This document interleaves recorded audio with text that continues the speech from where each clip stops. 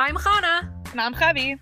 We're hardcore adults. Okay, well, we're trying to be. That's why we made this podcast. To give you the life advice that you may or may not want. Have you got your iced coffee? Obviously. Welcome back to Project Iced Coffee. Hey, guys. Episode 12. Are we up to episode 12? Oh, Hana, it's our bat mitzvah. There's 12 episodes. It's our bat mitzvah. Mazel tov. Thank you. Mazel tov to you. Thank you. It's our bat mitzvah episode. I love that. We're so special. Yeah, so for those of you who don't know, I'm Hana. I'm Chevi. Yeah, that's Chevi. So welcome if you're new, and if you're old, then welcome again, because you're back. Still welcome, even if you've been listening until now. We're happy to all have of you. You're welcome. So we have a very, very fun podcast episode ready for you today. Okay, Chevi, I also, all the listeners, I just need to warn you guys. I just got a random burst of energy. I don't know where it came from. It came from me, Hana. It came from your bat mitzvah. I don't know what happened. I literally was laying on my bed 10 minutes ago, and I'm shaking. I need to have a dance party, and I'm like, it's gonna come out in this episode. Okay, wait. So then I'm really excited for you to hear the reaction to my joke for today. Oh, I'm so excited. Okay, let's hear a joke for the day. Okay, let's hear. I want to preface with that this is not an original joke. Not that any of my jokes are original. Usually I just get them off of Google. Your jokes are original. But this one in specific comes from John Green and his brother Hank Green have a podcast called, they're awesome. They have a podcast called Dear Hank and John. Yeah. So Hank Green had a really great joke. Okay, let's hear. So he was saying how he wanted to talk about the COVID-19 vaccine, but he's not sure that everybody's going to get it. I thought that was brilliant. That's really funny. Right? Isn't it funny? First of all, super relevant to today's political climate. Yeah, which we're going to keep off of this podcast. We don't want political drama here. That's true. We're not a big fans of political drama. No. So that was the extent of the political drama we're going to get into today.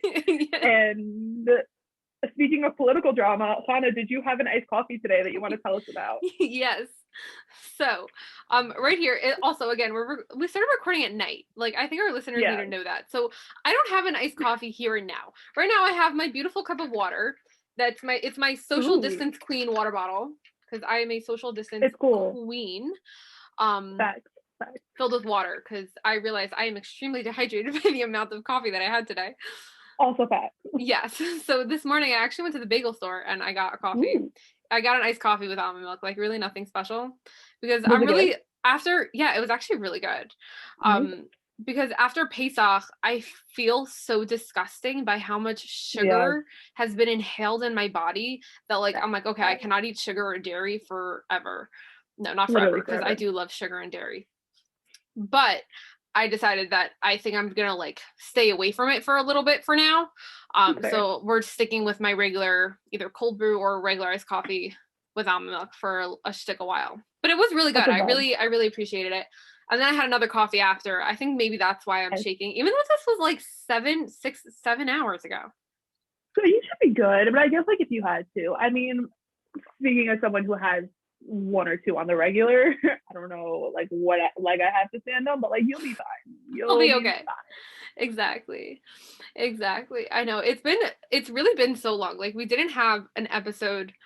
I know, due to some personal reasons. We both had some personal things cropped up, but we are back. We're back. But now we have to have a coffee catch up. We do. We're gonna have a quick coffee catch up with you guys because it's just been so long. So Hana's gonna start us off, and Hana's gonna tell us all about her midterm experience, because one of our first episodes was talking about midterms and finals in high school. But let me tell you guys, you also have midterms and finals in college. Okay, but let me tell you, if you're in Queens College, the midterms are nothing. Oh, for real? I had one midterm. Let me tell you. I'm taking 5 classes. I had one official midterm. It was a project. That's it? Yeah, it was a project for my design class that I really enjoyed this project. It was an enjoyable project. I had to recreate a movie poster. Ooh, that's pretty which cool. was really fun. So I really enjoyed that. So that was like my official midterm. And then for my history class, we had to write a progress report for ourselves. For yourself. Which I thought was very interesting. So like we had to write a few paragraphs saying like, okay, I think I'm doing well on the homework.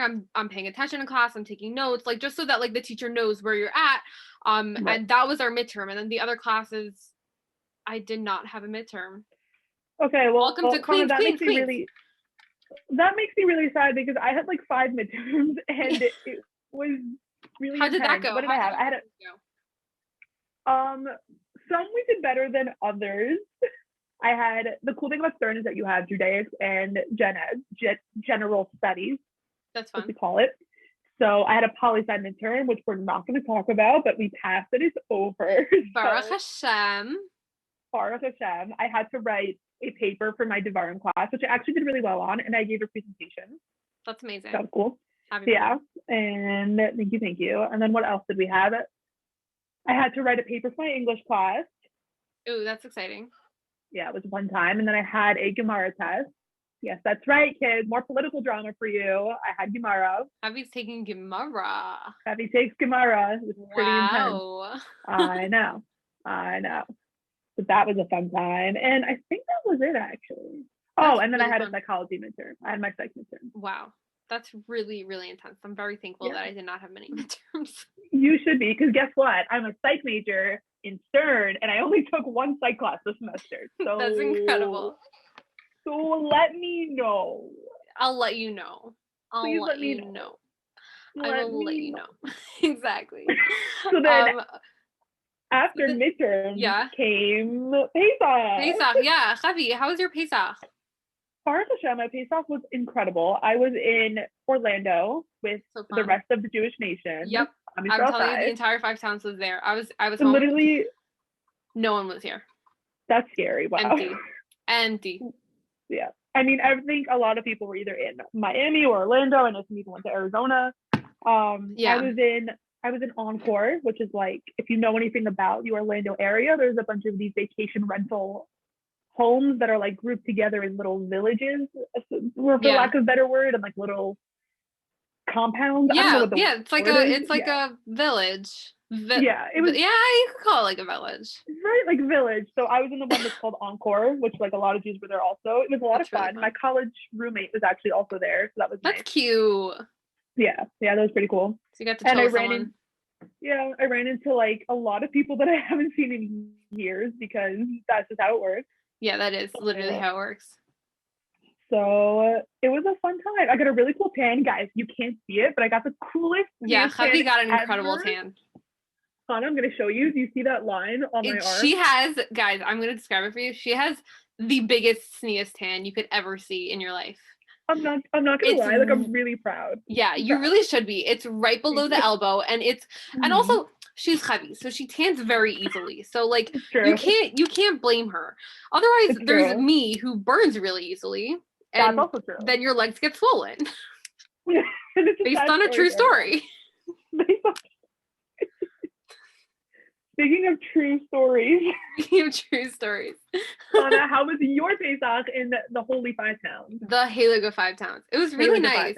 We're usually home for Pesach, so like it wasn't anything different, but it was like a very special, chill. I really like being home. It's very homey. Like I know that's like cliche that like when you're home, like it's homey, but like my family, Baruch Hashem, lives very, very close, like in the 5 Towns area. So we get to have a lot of meals together. And also, mind you, for the past year, it was Corona. So we really weren't letting anyone in our house, and we didn't go into anybody else's house. This was like the first time that Baruch Hashem people were vaccinated or had antibodies that like we let people in our house, and it's a big deal. It was a really big deal, and it was such like a overwhelming feeling. It was like such a good feeling because it was really back to normalcy. And also, I love Pesach. I know very many people have mixed emotions about Pesach. Pesach is probably my favorite holiday. I love Pesach so much. So I know that we definitely had this conversation before. Up until this year, I was never a big fan of Pesach, just because I never enjoyed what my Pesach plans were. Oh yeah, that makes sense. Yeah, like my family has been going to this hotel for like a number of years, and the hotel itself was really nice. I just because You were Hashem not loves me, vibing never. with it. Yeah, I just like never had a great experience. I didn't really vibe well there, so I just like didn't enjoy being there. But this Pesach was really nice because Baruch Hashem, I've got a big family with lots of married siblings and nephews and nieces. So the fact that we were all able to be together at one table in like we were in two houses, but we ate all the meals together, which is like a big deal. We've never all been together for the Seder at the same time. That's really nice. So that was an exciting time. That's really something special. Yeah. Did you do anything fun on Chol Hamoed? Chol Hamoed. So I will tell you, I'm not like a big Chol Hamoeder. Like I know that. Did you just say Chol Hamoed? Chol Hamoed? Yeah, I'm very. Do you actually say Chol Hamoed? So my dad, when he speaks Hebrew, very subconsciously will say like Torah, Maisha, Chol Hamoed. Oh yeah, I see that. Yeah, so I guess like just being home for as long as I was, it kind of slipped in a little bit. Chol Hamoed. Like I've never heard you say that though. Chol Hamoed. That's a fun fact. I don't know. I lost my train of thought. Choo-choo. Okay. So I'm not like a big into trips. I don't really love like roller coasters or amusement parks. So for the most part, we were in Orlando. Thank God. You're also in Orlando, nice. Yeah. Yeah. So I was just able to chill by the pool. There was one night where I went to an amusement park with friends, which was a lot of fun. That's so fun. We were racing go-karts. It was my roommate's birthday, so we went to a really cool. That's really cute. Yeah, so that was a fun time. And also Colin and I went shopping one day in our favorite store. In Ross. That's our favorite store. In Ross. Connie, you want to tell our listeners about Ross? I am obsessed with Ross. So for those of you who don't know, like Javi knows this for sure. I am a very cheap person. Not like I'll buy anything for cheap, but if I could get a good deal, like that's my life. So like I shop at Burlington, at Marshall's, TJ Maxx. Those are my favorite stores. But the best of the best is Ross. And the best ones are really on the West Coast. And they just have the best brands for the best prices. So you get really good stuff for really cheap. And that is momish my life. I love that. No, guys, I just want to be clear. Like, you get great stuff. I got perfume from this brand called Vince Camuto, which is normally a pretty high-end brand. And it was only $8. That's Ross. It's incredible. That's Ross. That's an incredible find. Like I know. Yeah, like I got like really nice Aldo sneakers, which is like a nice brand for $10. Like it's the best place. Guys, I want to put out a challenge right now. If any of our listeners end up in either Florida or somewhere on the West Coast and you go to a Ross, take a picture of you there or like stuff that you got there, send it to us on Instagram, or like hashtag us, tag us at Project Ice Coffee. We'll repost you because Connor and I are like diehard Ross fans. And if you are also a diehard Ross fan, or even like a quazi diehard Ross fan, let us know. Yeah, Ross is simply the best. It's incredible. Yeah, also because I love the thrill of the hunt. Like looking through everything to find something. You need to spend it. You can't just like walk in, like look around and like, walk out. No. You need a good like an hour and a half there. You need to search through everything. You got to take your time and search through everything. So the big struggle with Ross right now is that their dressing rooms are closed because of Rona. Yeah. So you got to be prepared to do a lot of trying on at home and returning. Yeah, that's the tea. Yeah, so that's a little bit of a sad story, but Ross is still an incredible place to go. It really, really is. Yeah. Okay, so anything else that we need to catch up on? Like, how was your going back to school after Pesach? Coming back to school was pretty chill. Stern is doing, like, I'm back in the Stern dorms. I got back here Monday. Today, we're recording on Sunday. So I've been here since Monday of the previous week. Yeah. And classes were online last week. So they wanted to like smooth into the transition and like not come back in person right away. I got my first vaccine dose this week. Mazel tov. That's really exciting. Thank you. It was very exciting. It was actually a crazy story because someone posted on one of the Stern chats, like, if anyone wants a vaccine, let me know. And I was like, you're just like handing out vaccines. So I messaged her and she said that on the YU campus, they had like 4 extras. So this was Erev Shabbos. So Stern is in Midtown Manhattan and YU is in Washington Heights. So I jumped on a subway. I like yeeted all the way to the Heights. I got there and they were like, yeah. And I got my first dose. It was totally unexpected. I woke up that morning incredible. Like Yeah, I was gonna stay in Stern for Shabbos anyway, but I was like taking my time, living my day, and at like 1 p.m. I just ran to the hike. That's wow, what a story. Baruch Hashem. Yeah, That's amazing. crazy stories. So That's we're so very good. excited. I'm so happy you got vaccinated. That's also, I mean, Thank that's you, also an thank update you. of me. Like, I'm fully vaccinated, Baruch Hashem. Fully vaccinated? Yeah, this is like old news. Okay, I knew that you were sexy vaccinated. I didn't know that you were fully vaccinated. Yeah, I got fully vaccinated in the middle of March. Like, Baruch Hashem, I'm good to go. Well, I am really happy for you. Thank you. You see, we need to catch up. Like, we haven't spoken in a really long time. I know, it's really been a hot minute because it's been a hot minute. It's been a hot minute. Hey, Chevi, do you know what's happening this week? As a former Bais Yaakov girl, current YU student, I can tell you very confidently that the Yoms are happening this week. The Yoms. I don't know if that's an official term. Like, the Yoms. I call it the Yoms because it's Yom HaShoah, then Yom HaZikaron is this coming Wednesday, and Yom HaAtzmaut is on Thursday. It's true. Hana, I have to tell you, when I was in 9th grade in Charlap, one of the most confusing parts was keeping track of all the Yoms, when they were and what they were for. There are a lot of Yoms. It's a little confusing. It's confusing. There's only 3. I get that. No, I get that. Especially someone like coming in from you went from like 0 to 100 very quickly. Yeah, like we had, I don't remember if it was for Yom HaShoah, for Yom HaZikaron. Oh, for our listeners, to just like clarify, Yom HaShoah, which was last week, is Holocaust Commemoration Day. The Shoah in Hebrew is the Holocaust. Yom HaZikaron is Israel Memorial Day for fallen IDF soldiers. So any soldiers that died in the line of duty, we remember them. And Yom HaAtzmaut is Israeli Independence Day. So that is the day back in 1948 that Israel officially gained independence and became like its own country. This is information that I did not have for a very long time. Yeah, really so that's actually what I wanted to ask you, because you were in the Bais Yaakov system for your elementary and middle school, and then you went to a Zionist high school. So those are very big opposites. So I want to hear from you, like how was that going from literally 0 to 100, like celebrating nothing, then to celebrating everything with music and everything, like the whole shebang. So Hana, first as usual, I want to thank you for asking such a fantastic question. Anytime. Thank you so much. Anytime.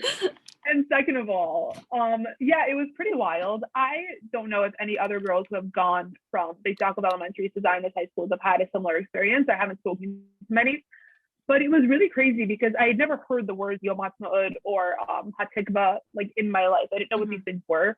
I used to mix up Hatikva and Shakshuka. I could not keep them straight for a very long time. Thank God we're past that. I can see how you could get those two mixed up. Right? Like, I just didn't know.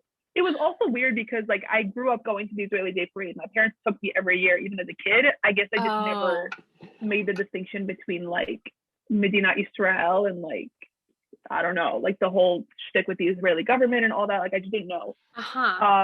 So 9th grade was definitely a big transition because we would listen to music on Yom HaAtzmaut, which was during Sira, which like I didn't fully understand. I had never celebrated Yom HaAtzmaut as Chag. Making a bracha on Hallel was like a very new concept to me. Also, so as I was saying before, we had programming for either Yom HaShoah or Yom HaZikaron, I don't remember which. And we were all on stage, and there was only 11 of us. That was Yom HaShoah. Yom HaShoah. So we all had to sing Hatikva. Yeah. I didn't know Hatikva. I didn't know what it was. I had no idea it was the Israeli national anthem. I didn't know the words. And everyone else in our grade was like, yeah, for sure, like Hatikva. Like they knew it as well as they knew Matovu. And I was very thrown off by that. And a teacher actually approached me afterwards and she was like, you really got to learn that song because it was very obvious that you didn't know what you were saying. I just kept saying watermelon over and over. Oh, that's what you do when you don't know what to sing. Exactly. I do remember after, that was 10th grade when we learned it in our Ivrit class. Yeah, so that's why in our Ivrit class, when the Yoms were coming up, they broke it down and they taught it to us for the girls who didn't know it. Wow. So that was, because that's like a very big staple in a Zionist school. Yeah, for sure. And then by the time I was a senior, like it became. Yeah, and now you're an Israeli, like you're straight up an Israeli. Baruch Hashem, yeah, like my Hebrew's gotten much better. I've definitely become more of a Zionist, as one would say. But it's definitely still something that I have to like think twice about. It's because growing up, it was not like a staple part of my Judaism at all. Part of me feels like I learned a new part of the religion. And do you think like like this was good for you, like you benefited from this? Yeah, for sure. I think it's pretty cool that we Like get to have you all felt these this was something that you were like, did you feel that this was something that you're missing, and then like when you celebrated it in ninth grade, you're like, oh, like I need this now every year? So I think in ninth grade, I was a little bit focused on the confusion part because it was also new. Yeah. But I think now that I'm like in college and I'm a lot older and I can think about it, I think it is very important to understand that before 1948, we were physically not allowed to go to Israel. Like COVID-19 aside, the fact that you can get on a plane and like in theory just like go. Why are you laughing at me? I thought it was funny that you said COVID-19 aside when we're talking about 1948. Donna, it is way too late at night. No, it is. Okay, I'm sorry I ruined the moment. You're on a really good train of thought. Okay. Choo-choo, where's my train of thought? Choo-choo. Okay, the fact that in theory you can easily get on a plane and just kind of hop over to Israel, I think is a really big deal. And that's something that we were not able to do 70 plus years ago. I think it's like 75 years at this point, give or take. I don't know the exact number. And I think it is very important to commemorate that and to remember that that was something that happened and to celebrate that. And also to honor the fallen IDF soldiers who stake their lives to take care of us and who continue to stake their lives to protect Israel and to keep it functioning and going. The fact that I was able to go to seminary is because of them, is because of what happened in 1948. And, you know, Israeli politics aside, you know, it's our country. It's a country for Jews, and it wasn't like that for a long time, and now it is. And it's cool stuff. So the moral of the story is that I love Israel very much. You do. I know. We're talking to a future Israeli right here. A current Israeli, a future Israeli citizen. It's true. It's true. I don't want to jinx it. We're not going to. I'm maintain here at Stone Style forever and ever. I just wanted to ask you what it was like to grow up on Yom Ha'atzmaut and all of the Yoms, and what it was like to celebrate them as a kid, because I have to live vicariously through you. You have to live through what me. I didn't have. Yeah. So I'm going to be honest. So I went to Shalamis elementary school and middle school. So we celebrated all the Yoms every year, which was really special and really nice. And I'm really happy that I was able to grow up with that experience and grow up with like that pride for Israel. I mean, it was very different every year. I think probably from like 1st through 6th grade, I didn't really understand what the deal was. Like, wait, really? Yeah. Like I didn't really know that it was like Yom Ha'atzmaut. Like I thought we were just like having a fun day to celebrate, because so I knew a lot about Yom HaShoah because I'm a granddaughter of Holocaust survivors. Right. So I know a lot about my history and a lot about my past, and like we remember it in school, we remember it at home. So like that's a very meaningful day for all the Jewish people and my family especially.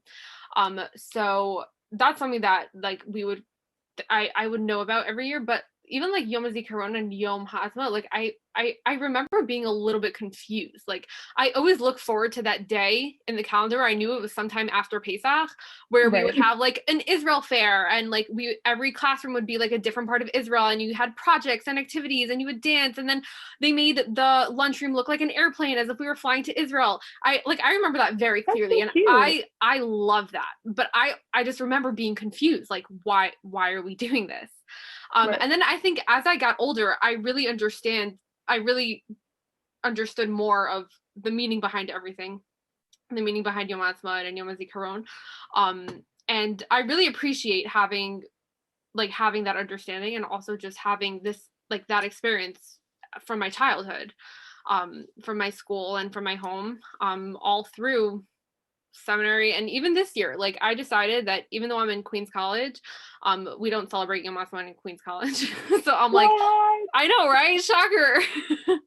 So like I decided I want to celebrate Yom Ha'atzmaut on my own. I need to do something. So I'm having a barbecue with my friends. Like, so that's I feel like it's something that's a part of my life. It's something that's important to me. Israel is important to me. It's special.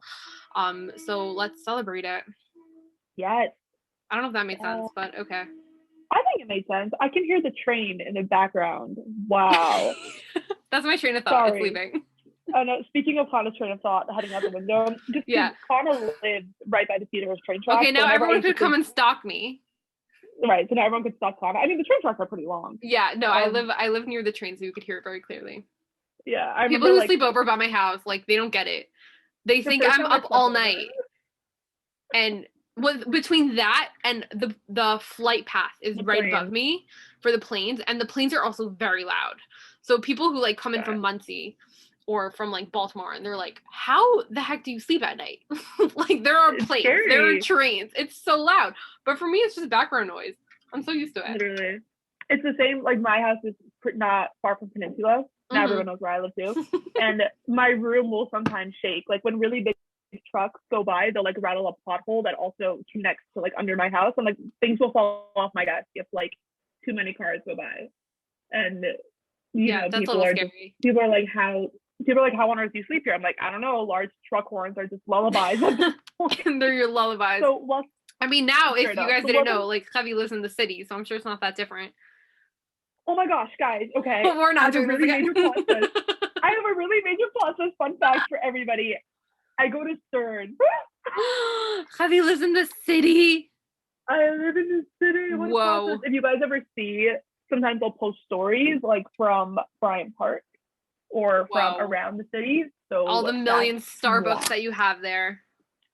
I know, guys, we really are on a mission to get Starbucks to notice our account. It's got to happen. It's gotta happen. We're Project Iced Coffee. Starbucks is iced coffee. Like, come on. Starbucks is iced coffee. Like, we just have to get their attention. After we get Starbucks, we can work on getting Dunkin's attention, but I feel like one step at a time. Because Starbucks is elite.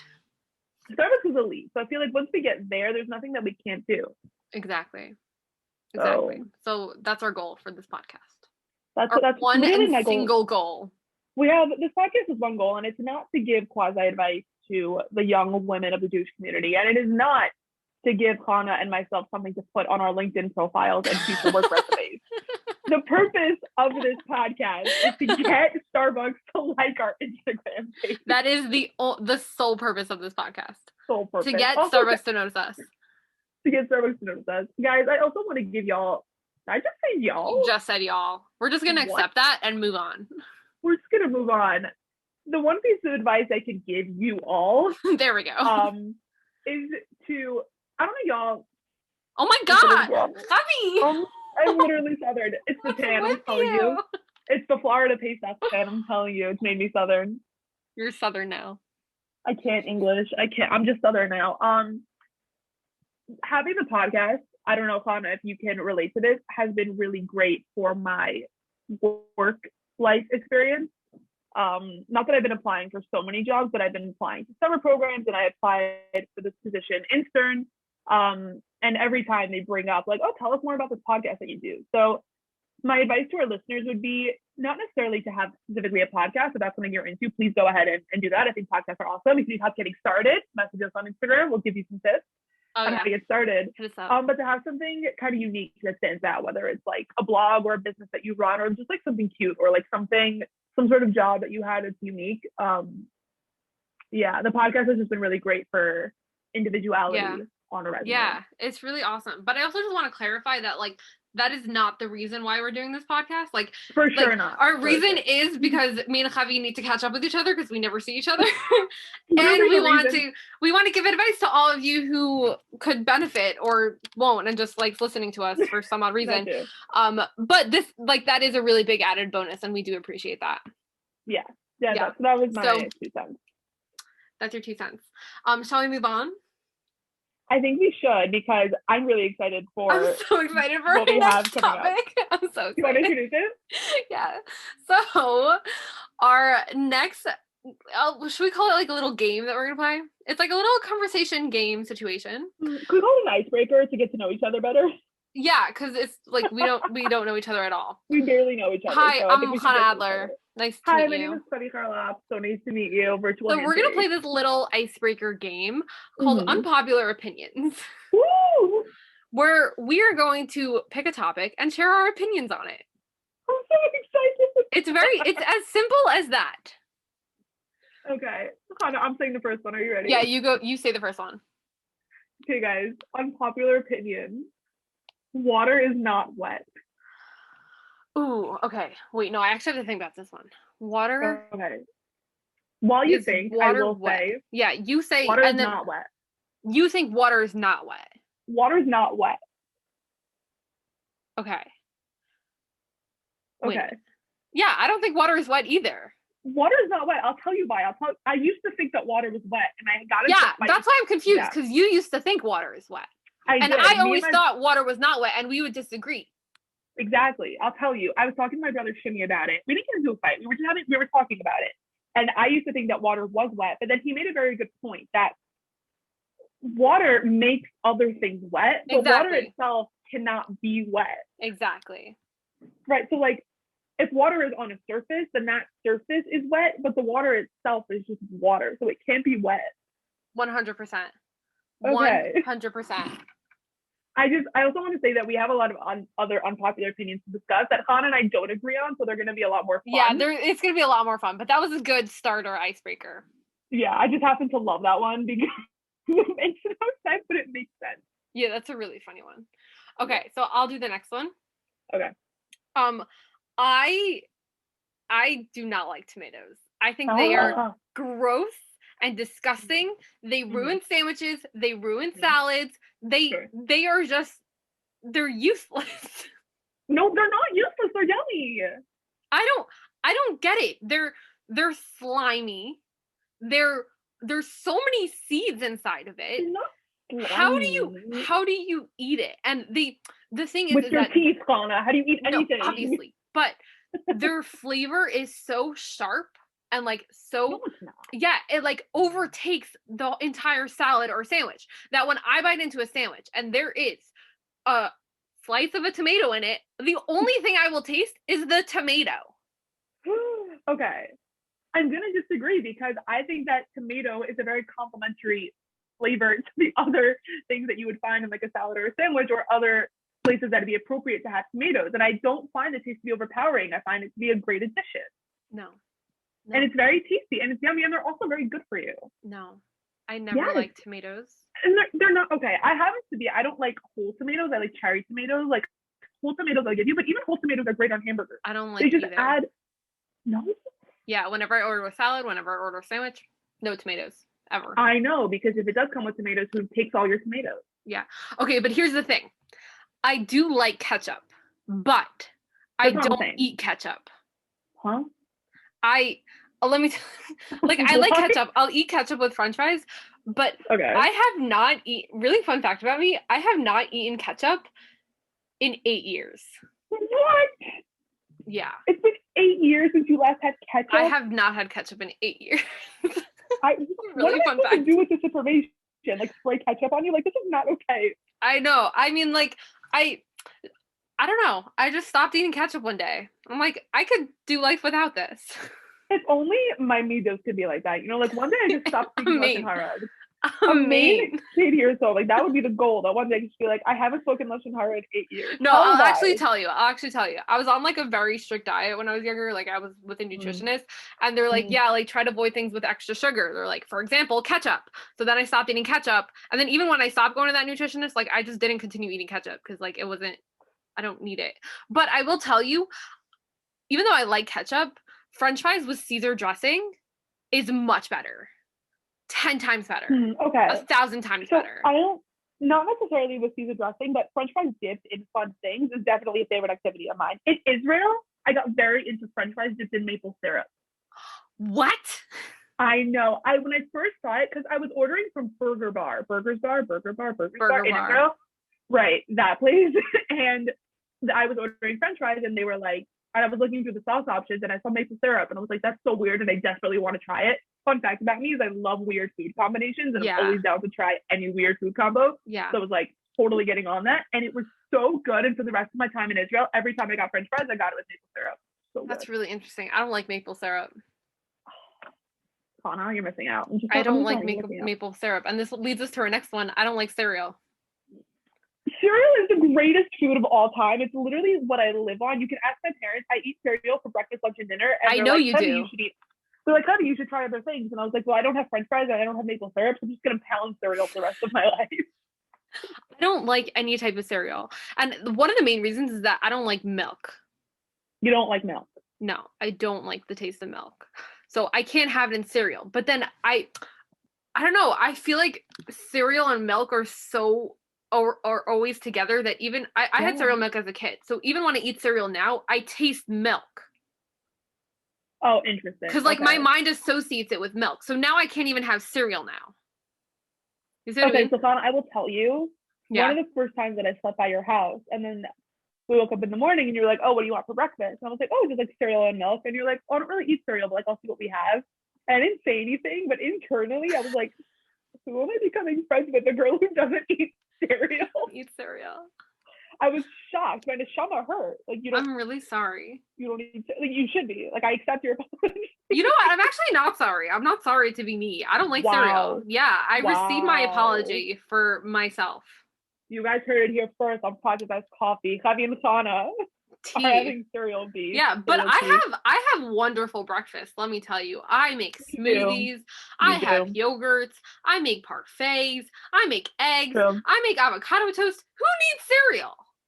First of all, cereal is the life force that keeps me going. And second of all, I have a lot of akaras with Hana who every time I slept over at her house, it made me really yummy scrambled eggs in the morning with like toast and a nice coffee. It was very fancy and it was delicious. Sometimes she would cut up an avocado. Like it was a whole to-do and I thoroughly enjoyed. You're welcome. Yeah, so that's usually my breakfast. But it's usually my brunch. Yeah. That's true. But also, like, when we finish recording, I will be having cereal. I just want to make that that's like, for sure. You should take a picture it's been on my mind. Yeah. Like, the entire time that we've been recording, I've been thinking about eating cereal. What cereals do you like? That's such a great question. You just got so excited. I will tell you that Trader Joe's has fantastic cereals. My top recommendations are their version of Cinnamon Toast Crunch, which is called, like, Crunch Cinnamon Toast or something. I don't know. Okay, that works. Which is good. And they also have something called Strawberry O's, which is like clumps of yogurt flavored clusters with strawberry flavored Cheerio type cereal, which I also love. Interesting. Mm-hmm. I feel like one time there was a pumpkin spice cereal. Yes. So Trader Joe's makes something called Pumpkin O's around pumpkin spice time, and Cheerios also makes pumpkin flavored Cheerios, which I also love. So that's like a double whammy for me of things that I don't like.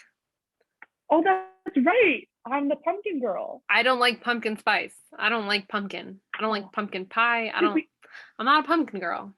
So pumpkin cereal is like a no for me. No. Listen, pumpkin's a very acquired taste. I am very forgiving of people who don't like pumpkin. It's a very acquired taste. Okay, fine. Thank you. I appreciate that. I appreciate that. For sure. Yeah. Speaking of things Javi, what's next? Something that Connor appreciates that Javi does not is watermelon. Oh, I love watermelon. Guys, when Chobani came out with watermelon flavored yogurts, it was all Connor could talk about for like a month. It was my favorite thing on earth. It still is, and they don't have it anymore, and it makes me so sad to this day. But I have to tell you, I am so obsessed with it that under like in our yearbook, in our high school yearbook, like, we have this page called starter packs of like things that like is this person. So like Javi has like dance, and I have like Broadway and red hair with a bun. So like a half bun, because I don't wear a bun, I wear like a half bun. It's like, funny because I'm actually wearing a regular bun now. Oh yeah, true. If you guys have ever seen that trend on Instagram where like you make a collage of pictures and it's like, how about that starter pack? So we did it for a yearbook for each girl. Yeah, so a really big one for me was Chobani watermelon yogurt. Chobani watermelon yogurt. I love regular watermelon. It's such a good snack. I think it's the best snack ever. Found it. But watermelon flavored food, like watermelon flavored Laffy Taffies and watermelon flavored Airheads and oh my goodness. Those are Minashamayim. Those are so good. I cannot back you up on this. First of all, actual watermelon is gross. Like, it's mushy. I don't understand how you think this way. Why would I want to bite into it? Like, I've never had a piece of watermelon where I was like, yum, watermelon. I was like, this is gross. No. And you get the crunchy, watery, red. No. Also, it gets all over your hands. Like, the juice drips everywhere. No, use a fork. You don't use your hands. You eat watermelon with a fork? Yeah, you have it in cubes. I cube it. Oh, no, you eat it in, like, triangles. That's like a camp thing. Yeah. That's my experience with watermelon. In cubes. Okay, so one day you're going to come over and I'm going to feed you watermelon. No! Yeah, because you only had camp watermelon, which is very different than, like, gourmet got watermelon. No, I mean, like, I've had watermelon at home, but, like, my brother's a chef, fun fact for all our fans out there. So when he cuts up the watermelon like very nicely in like pretty triangles, so it looks really good because like it looks pretty, and then I bite into it and I'm like, I regret all my life decisions because this watermelon. I don't get you. I don't like the texture. I don't like the taste. I thought everyone likes watermelon. I thought everyone liked cereal. Oh, fine, touche. You know what else is one of my very unpopular opinions? What's next? I do not like flowers as a romantic gesture. I just don't. Oh, okay. You know what? Wait, I'm gonna follow that up with a question because I'm actually curious. Okay, let's see. If someone sent you flowers, like, would you not like that? Okay, I wouldn't be upset if someone went out of their way to send me flowers. I think that's very thoughtful that someone went out of their way to send me a gift.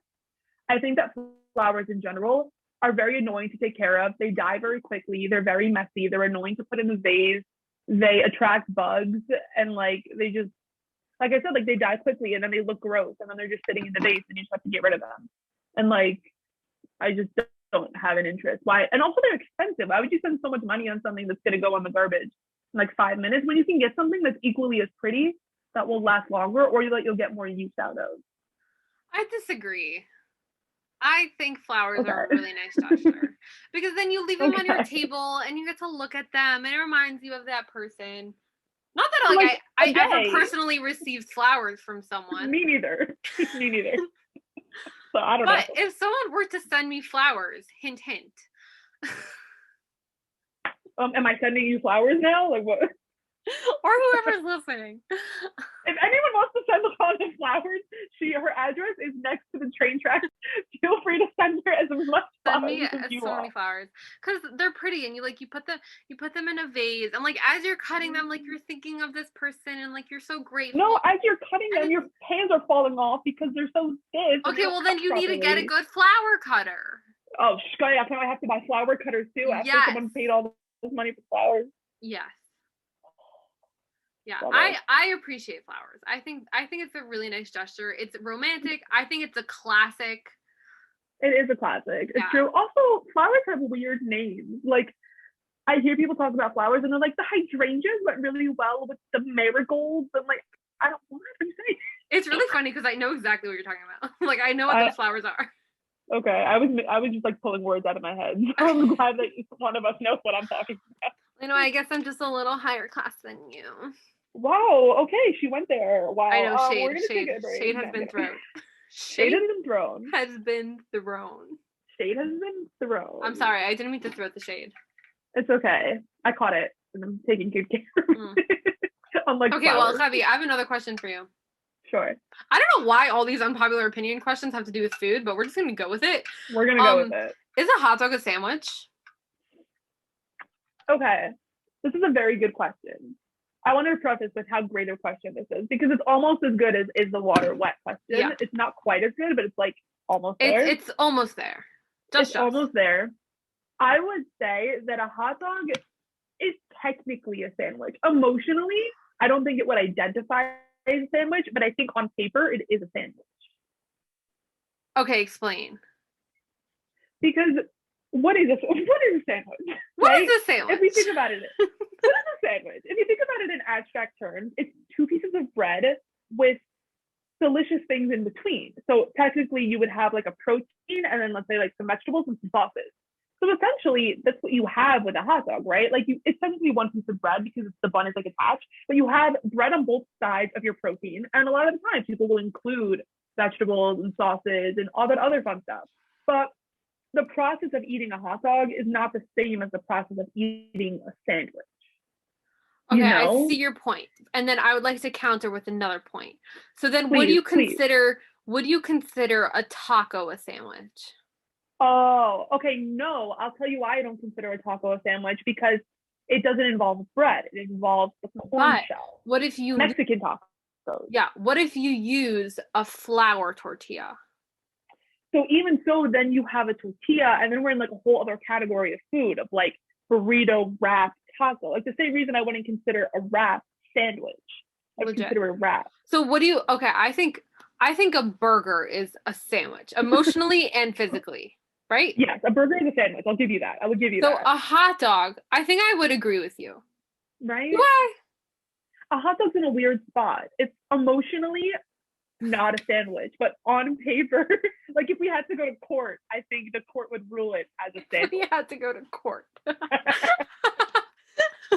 As you and I often do. We spend a lot of time. We go to court. We need a lawyer about this for this. We do, definitely. Okay, yeah, I think I agree with you that physically it's on paper it's a sandwich. Yeah. But emotionally, it's definitely not. It's not. It's not. And I think my final verdict would be emotionally. So I think my final verdict is no. Okay.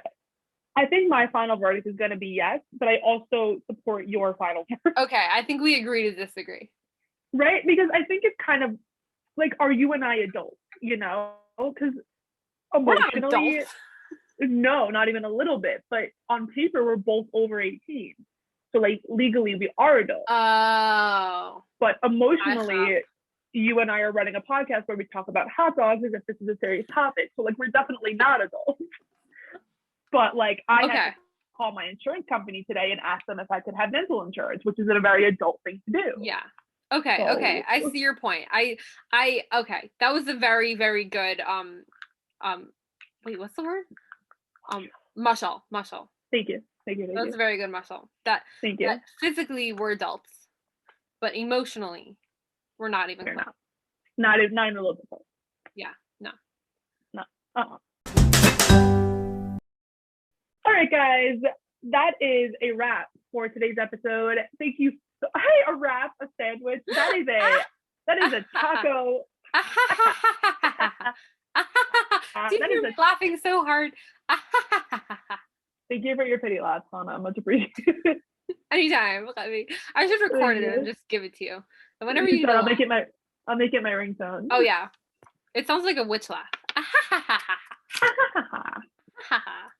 Thank you guys so much for coming out. You can find us wherever you get your podcasts: Spotify, Apple Podcasts, iHeartRadio, YouTube, other major podcasting platforms. You can find us on Instagram, at Project Ice Coffee. You can email us at projecticecoffeepodcast@gmail.com. And be sure to tune in 2 weeks from now for our next episode. Yes, exactly. Guys, we love hearing from you, whether it's an email, whether it's through Instagram. Please reach out, and we would be more than happy to get back and connect with you. Yes. So thank you so much for listening, and we'll see you guys in 2 weeks. Bye.